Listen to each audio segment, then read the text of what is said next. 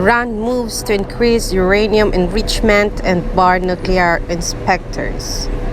Iran's response to the assassination of its top nuclear scientists poses an early challenge to the Biden administration and may be seen as a provocation by President Trump.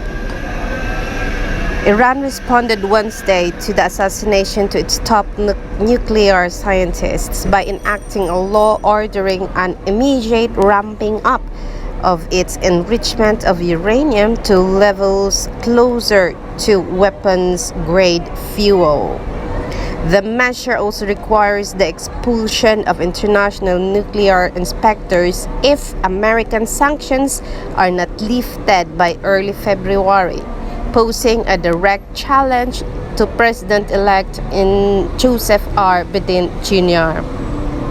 It was not clear whether the action was the totality of the Iranian response to the killing of the scientists, Mohsen Fakhrizadeh, whom American and Israeli intelligence agencies regarded as the guiding force of past efforts by Tehran to design a nuclear weapon, or whether more was to come. Iranian officials have vowed to avenge his killing. The new law orders Iran's Atomic Energy Agency to resume enriching uranium to a level of 20% immediately, returning Iran's program to the maximum level that existed before the 2015 nuclear agreement reached with the Obama administration. Uranium enriched to that level would give Iran the ability to convert its entire stockpile to bomb-grade levels within 6 months. Despite the lag time, the order to start the process may be seen by the Trump administration as a provocation in its warning days. Just 3 weeks ago, after news of modest advances in the size of Iran's nuclear stockpile, Mr. Trump asked his advisors about military options to stop the country from producing the fuel.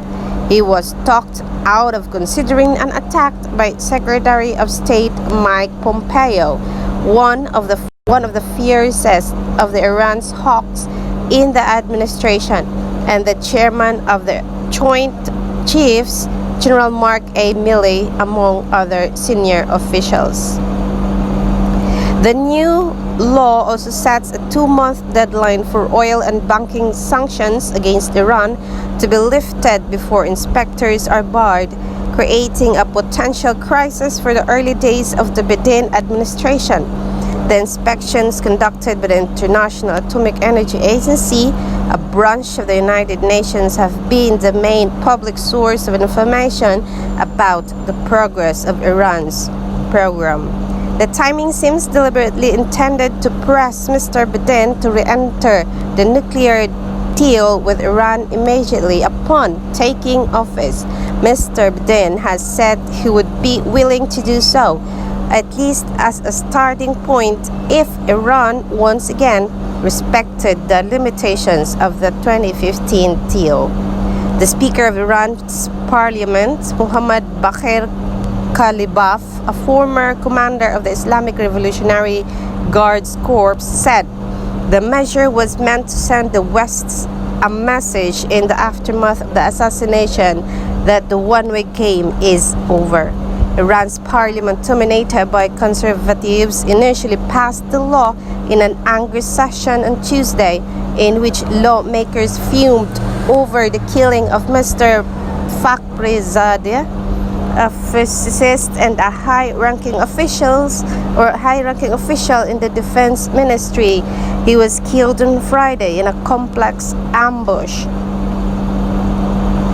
the details of which are still being debated. A number of intelligence officials have said Israel was responsible for the attack, though the Israel government has remained silent. The criminal enemy will not feel remorse unless we show a fierce reaction, Mr. Khalibaf said. Lawmakers stood up in the chamber with fists in the air, chanting, "Death to Israel and death to America as they passed the bill in a televised session. The law was ratified Wednesday by Iran's Guardian Council, an appointed body that oversees the elected government. President Hassan Rouhani, whose government negotiated the 2015 Iran Accord over the objection of Iranians hardliners, had opposed the legislation, calling it counterproductive. The government does not agree with this legislation and considers it damaging for diplomacy, he said Wednesday before the measure was ratified. This government is now obliged to carry out the law, though outside experts noted that it could slow-walk the effort, citing technical challenges, and ramping production up to the levels required in the bill would require revisions in the infrastructure deep inside Iran's main nuclear facility at Natanz, the same one that was hit by a devastating Israeli-American cyber strike more than a decade ago. Uranium enriched to 20% purity is a quick hop to bomb-grade uranium, which is roughly 90% pure, but getting from the current levels of 4 to 5% enrichment to 20% is a far bigger leap than the final move to bomb-grade fuel. Iran has said its nuclear program is for peaceful purposes, though American intelligence assessed that Iran had a fully active secret weapons program run by Mr. Fakhrizadeh until 2003. Israeli officials and some American intelligence officials believe that program has continued at a lower level. The scientist was slapped with new American sanctions in recent years. By mandating a restoration of production and enrichment levels, the new law essentially wipes away the last of the main constraints negotiated by President Barack Obama and a team of diplomats led by Secretary of State John Kerry. Under that agreement, which the Trump administration abandoned in 2018, Iran shipped more or most of its nuclear stockpile out of the country to Russia. The agreement also limited enrichment to under 4%. A year after Mr. Trump pulled out of the nuclear accord, Iran began rebuilding the stockpile and inching up the enrichment levels. The new law is clearly designed as a pressure device aimed at removing economic sanctions, which have crippled Iraq's economy and choked off much of its oil exports. Barring international inspectors, the State Department said Wednesday would violate Iran's legal obligations under existing nuclear agreements. We have full confidence in the IAEA to continue carrying out its verification and monitoring activities in Iran and to report to the Board of Governors if there is any shortfall in Iran's cooperation, the State Department said in an emailed statement. It was not immediately clear how long it would take Iran to reach 20% enrichment, but David Albright, president of the Institute for Science and International Security, said it could be done in as little as 6 months. They know how to do it, Mr. Albright said in an interview. They've done it before. Something less than 6 months is the worst case scenario if they devote all the resources to it. Mr. Rouhani's top advisor, Hezamedin Astana, said that the brief window for Mr. Biden to act after taking office could allow the hardline faction to take credit for lifting sanctions and for getting Washington to re-enter the nuclear deal by threat instead of by diplomacy.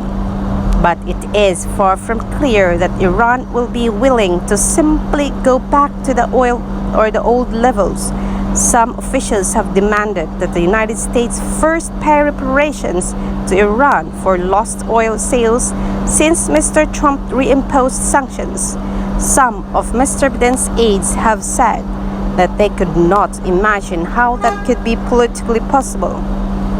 And while Mr. Biden has said he wants to go back to the deal, He has also said that returning now to the original provisions, which expired in 2030, would be insufficient.